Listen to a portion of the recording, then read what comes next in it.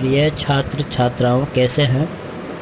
मैं डॉक्टर धर्मेंद्र कुमार राम, सहायक प्राचार्य इतिहास, लक्ष्मी नारायण रामेश्वर संस्कृत महाविद्यालय, जयदेव पट्टी, दरभंगा।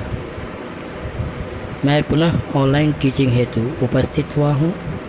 आज मैं शास्त्री प्रथम खंड के छात्र छात्राओं के लिए प्राचीन भारतीय इतिहास के अंतर्गत गुप्त वंश के महानतम शासकों में से एक समुद्रगुप्त के उपलब्धियों के बारे में चर्चा करेंगे। समुद्रगुप्त गुप्त वंश का सबसे महानतम शासकों में से एक था। इसका शासनकाल 330 से लेकर 380 ईस्वी तक माना जाता है।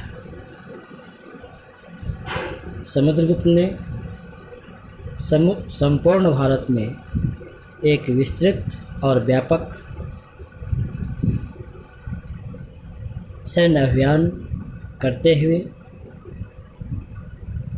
गुप्त साम्राज्य को एक स्थायित्व और सुदृढ़ता प्रदान की। यही कारण है कि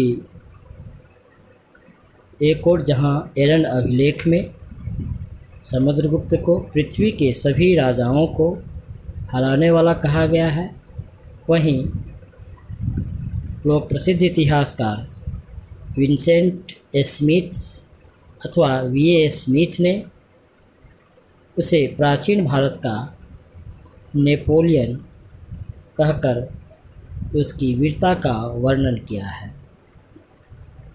समुद्रगुप्त के सामरिक विजयों का विस्तृत विवरण हमें उसके दरबारी लेखक हरिसेन के द्वारा लिखित प्रयाग प्रशस्ति के विवरण से हमें प्राप्त होता है। यद्यपि इस प्रशस्ति में तिथि क्रम का कोई जानकारी हमें नहीं मिलता, लेकिन यह तर्कसंगत लगता है कि पहले समुद्रगुप्त ने अपने राज्य के निकटवर्ती प्रदेशों को जीता, तत्पश्चात दूर के शक्तियों को। समुद्रगुप्त ने अपने सैन्य अभियान के क्रम में अलग अलग क्षेत्रों के प्रति अलग अलग नीतियों का अनुसरण किया, जिसे निम्न 5 वर्गों में रखा जा सकता है। समुद्रगुप्त ने अपना विजय अभियान आर्यावर्त अथवा उत्तरी भारत से प्रारंभ किया। इस क्षेत्र के 9 प्रभावशाली राजाओं को समुद्रगुप्त ने पराजित किया। इन राज्यों के प्रति उसने असुर विजय की नीति अपनाई। इस नीति के तहत समुद्रगुप्त ने इन राज्यों को बलपूर्वक पराजित कर अपने साम्राज्य में मिला लिया। आर्यावर्त विजय के पश्चात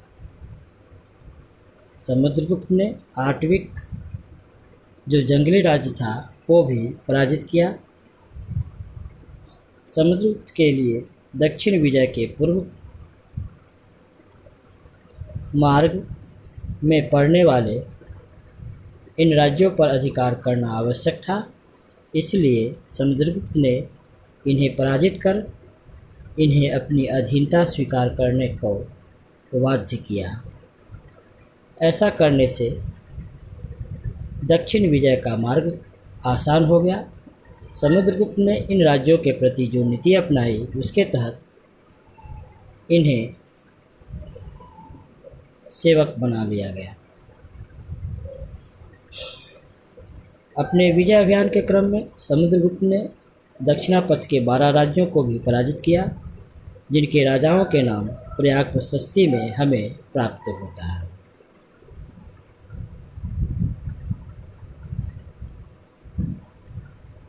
इस प्रकार समुद्रगुप्त ने विजय अभियानों का उत्तर पूर्व भारत और हिमालय के सीमावर्ती राज्यों व 8 गणराज्यों पर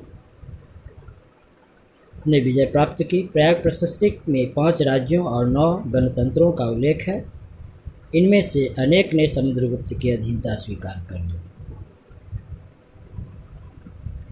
तो बच्चों, आज हम लोग समुद्रगुप्त की उपलब्धियों, विशेषकर समुद्रगुप्त के द्वारा किए गए सैन्य अभियान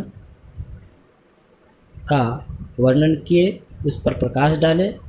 समुद्रगुप्त ने अपने सैन्य अभियान के तहत समस्त राजाओं को हराया, जिस कारण वी स्मिथ जैसे लोग प्रसिद्ध इतिहासकार समुद्रगुप्त को भारत का नेपोलियन कहकर पुकारा है। तो बच्चों, आज हम लोग समुद्रगुप्त के उपलब्धि, विशेषकर उसके सैन्य अभियान की चर्चा की। धन्यवाद।